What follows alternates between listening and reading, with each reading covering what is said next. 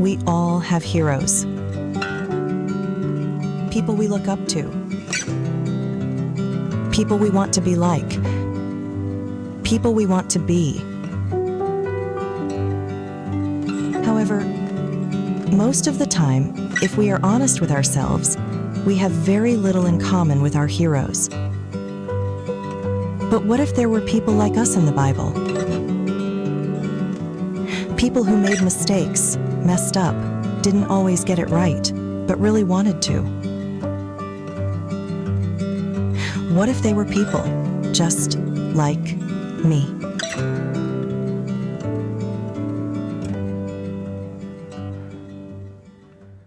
Well, we're up and going in this new series, just like me, and I want to start by asking you: is anybody in here ever ran away from home?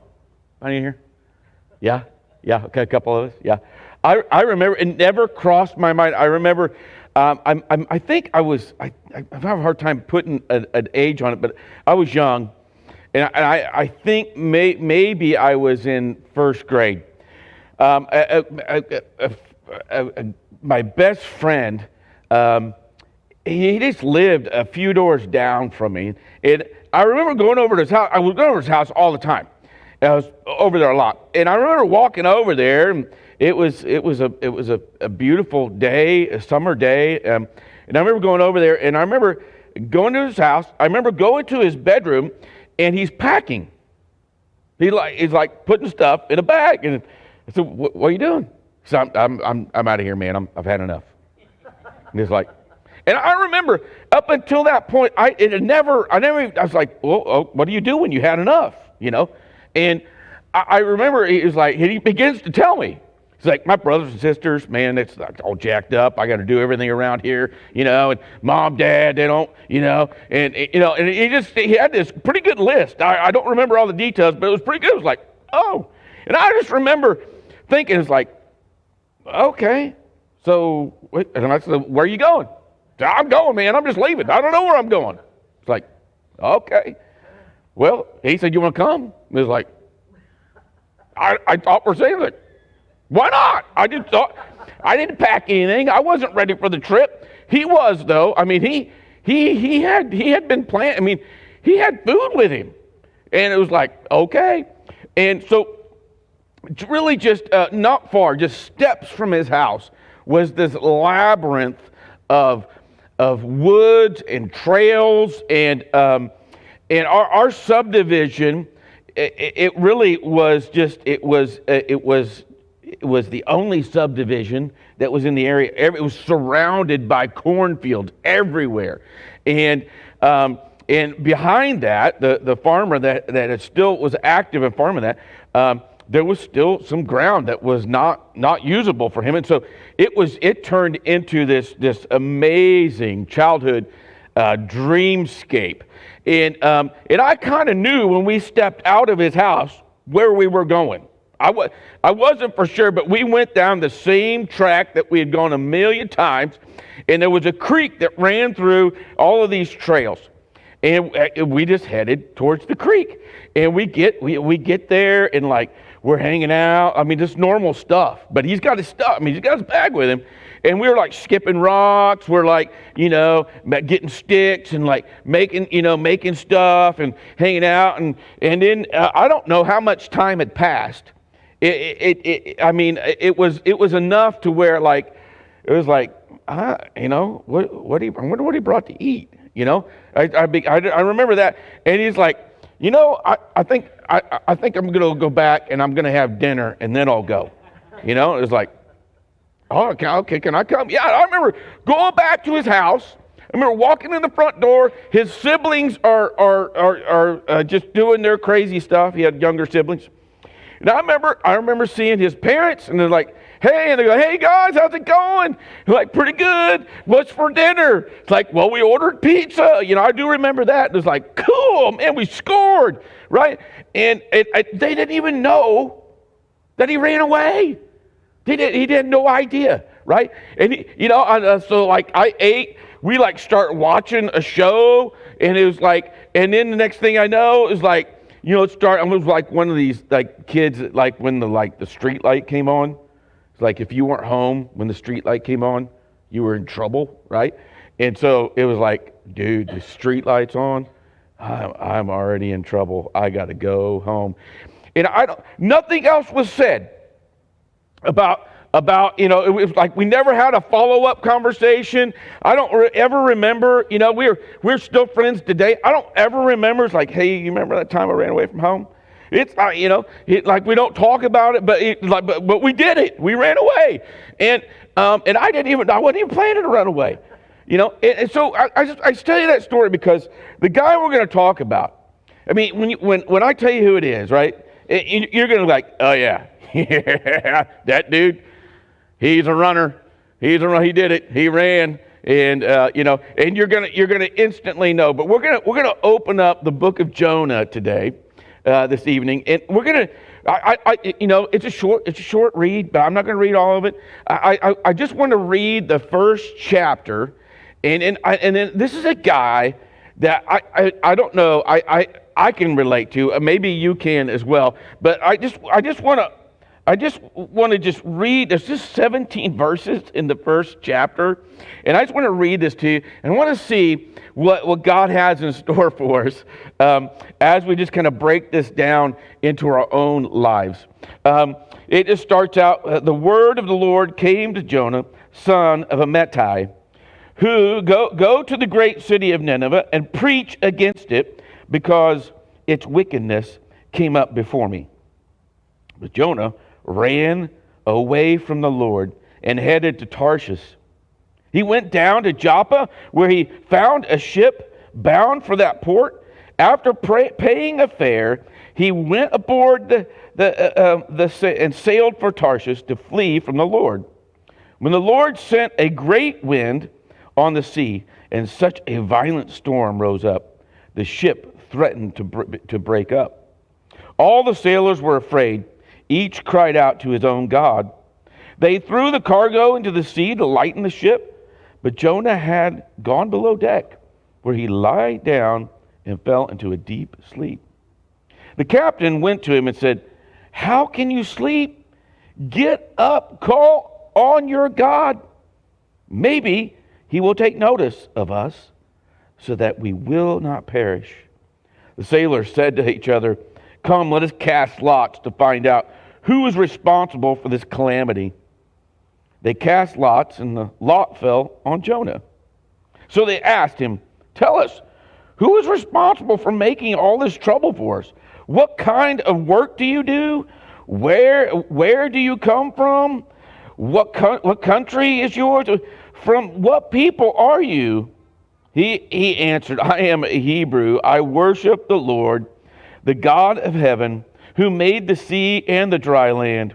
This terrified them, and they asked, "What have you done?" They knew that he was running away from the Lord, because he had already told them so.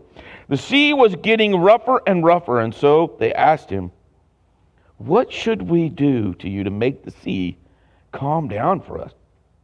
Pick me up, throw me into the sea." And he replied, "I will, and it will calm down. I know it's my fault. This great storm has come upon you." Instead, the men did their best to row back to land, but they could not, for the sea grew even wilder than before. Then they cried out to the Lord, "Please, Lord, do not let us die for taking this man's life. Do not hold us accountable for killing an innocent man, for you, Lord, have done as you pleased." Then they took Jonah, threw him overboard, and the raging sea grew calm. At this, the men were greatly feared the Lord. They offered a sacrifice to the Lord and made vows to him. Now the Lord provided a huge fish to swallow Jonah, and Jonah was in the belly of the fish for 3 days and 3 nights. Now you probably have heard that that story before or know pieces and parts of it. But I just got to tell you, when I was thinking about this, when I was reading this and thinking about this, it was like, oh, I was talking to Jonah. Like you ever done that? Talk to people, in the Bible or whatever. It's like, or maybe you're watching something and you just start talking to them. I was talking to Jonah. It was like, Jonah, it's like, dude, don't do it. Don't get on the boat. Like stay on dry land, right? I mean, you think about how crazy things get. But when we run from God, I don't know about you, I have throughout my life there have been many different pictures where God has been really dialed in. He says, like, Rob, go do this. And I was like, well, I don't know. And sometimes it's not even I don't know. It's like, no, not doing it. Not doing it. And I remember vividly when it was beyond a shadow of doubt, when I was supposed to go into ministry. I remember, and I even kind of let it out of the bag some. It was like, hey, this is what I'm supposed to do, but I said it quietly, right? At my house, my parents were wonderful, but they scared them to death that I was going to go into ministry. Like their number one, what their number one question was, right? How will you eat? How will you what will happen to you? Will you just, and a legitimate question, right? And I can just tell you, check me out. I've never missed a meal, right? And it's we got plenty to eat. Never been without. But it scared and there was constant tension about it. But not only that, but I backed away from it a little bit. It's like, yeah, I don't know. I mean, I remember the day, the night. It was at a lock-in, believe it or not. And I remember my youth minister. He was standing up trying to quiet down a bus full of crazy, which I was crazy, a bunch of crazy people. And I thought, I think this might be kind of fun. He was getting ready to truck us to a racquetball court so we could play racquetball at like 2 a.m. And he was like, I think I could do this. This sounds great. Until God said, okay, go. It was like, I don't think so. Not going to do it. So I went to college the first time for something else, right? Pretended to go to college anyway. And it was all right. But I remember when finally God had got a hold of me. It's like, dude, you're going to go. And it was Amy. Amy was like the one who was like, hey, I know you're supposed to do this. How come you're not doing it? He's like, I don't know, because I don't want to, right? But check this out, because crazy things happen when we run from God. Some really wild stuff. We find ourselves in weird places. We find ourselves in unsafe places when we run from God. Check out this map of just what was happening here.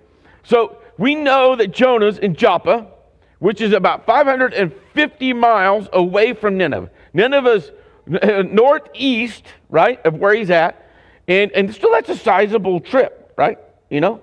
But he decides, and this is what we do. I still do this some. You probably do too. This is what we do. It's like, I'm not going to do that. What I'm going to do is I'm going to go thousands of miles the opposite direction. He goes to Tarshish, okay? Now, just picture this with me for a second, because Tarshish, it is the end of the known world, okay? There's no further destination, right? Like you go any further and like you just fall off, right? Because at the time the world's flat, right? You just, yeah. This is what he does. This is what he does. And you just get in some real weird places when you decide to run from God. In unsafe places, right? Now, listen, Nineveh, it wasn't the picture of safety, right? Nineveh was full of Assyrians. It was a city that was almost about 1 million people. The best we can tell, it was probably 800,000 people. It was a big city, and the Hebrews and the Assyrians never get along in the Bible. ever. All right, and this not only that, but the Assyrians, they're brutal people. They are not kind people, and so that option to go there, like they skin people alive, right? That doesn't sound great, does it? They cut off body parts just to like and send you away, just like, hey, like, where's your nose at? It's like, I met the Assyrians. It's like, oh, I don't want to meet them, right? They bury people up to their necks and let them starve. They're brutal, okay? They're arch enemies with the Hebrews, and so for God to have this kind of request, right, was big in His mind, right? It wasn't like a small task, and that, but God calls us to do things that seem really unmanageable sometimes. I don't know about you. Sometimes just having a conversation with somebody, you can feel it, like you're in the zone, and God's telling you, it's like, you need to go talk to them. And I mean, you need to go talk to them and tell them about me. It's like, I don't know, God, right? I don't know. I mean, I got plans today, right? And so it boils down to this.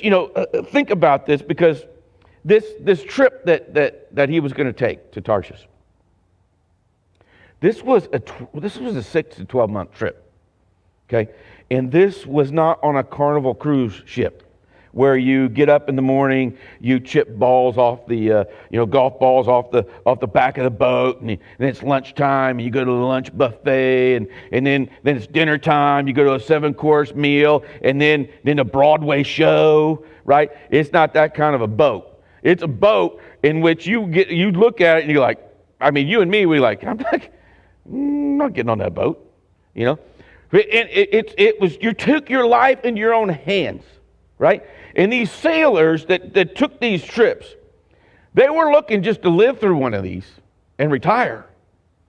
They probably wouldn't even go back, right? It's like, just give me the money I earned from this trip, and I'm done. I'm out, right? And so things get really interesting and unsafe, right? And so what Jonah is saying is, I believe you, God. I hear you. I'm not going, though. Basically is what he says. And, when we hear God speak to us, we think that the alternative, the plan that we come up with, it's the alternative. We think that sometimes it sounds much safer, but it wasn't the case for Jonah, was it? We see Jonah, well, and you may see this too, life begins to unravel. It gets a little wonky is what happens. Life gets a little wonky sometimes when we decide to go the opposite direction that God has for us. And wonky is a theological word, but it's in there somewhere. But life basically begins to unravel. And maybe not at first. Not at first. Things are pretty good. Not at first, But a couple of things when this happens, life's pretty good. This was in the very beginning. He hears the word of the Lord. It's pretty clear. Jonah says, "Here's the Lord. So this is what you're to do." And what happens when we decide to go our own way, and we at some point begin stop hearing the voice of God. We're 5 verses in. And crazy things are happening, and we begin to we no longer can hear God's voice sometimes, and it feels like have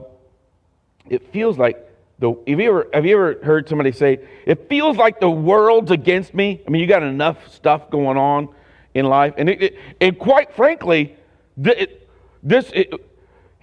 Jonah's world was definitely going to be against him. He stops hearing God's voice, and he starts feeling and experiencing God instead. Maybe that's happened to you. The next thing happens that happens in this process, I think, is that we start to get confused. We stop hearing God's voice. We start to get confused. Maybe I think a lot of times we confuse circumstances and opportunities in our lives. Circumstances and opportunities in our lives don't always equal God's will. So let me just break it down like for this, because you think about it. I mean, Jonah in his mind could have been like, hey, dude, if God didn't want me to take this trip to Tarshish, he wouldn't have put the boat in the harbor, right? You know, just because life circumstances are lining up. Now, I know this goes against what we've been taught, right? We've been taught that if God's in it, it's going to flow, right? It's going to flow, and that is true sometimes. Every once in a while, right? God lines up circumstances, and it's still, and we walk. It's like the boat's there. God put it there, so I'm gonna get on it. And not only did he put the boat there, but he put money in my pocket. It says he had money to pay. He wasn't a stowaway. He paid good money to get a seat on the boat.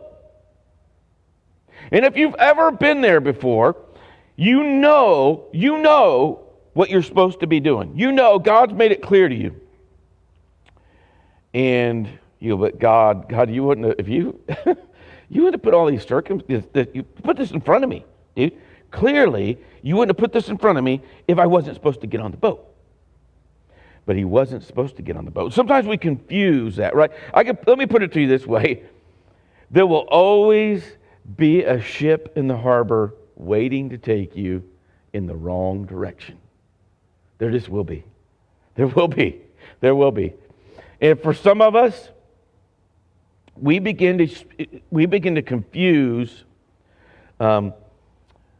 earthly and worldly priorities over God's mission for you and me. And I've seen it over and over again in families that have confused sports for their child. You know, maybe you've been one of them before. It's like that you spend 15, I've seen it over and over. They spend 15 years chasing after the D1 scholarship that's never there. It's not going to be there. No college, but they do it.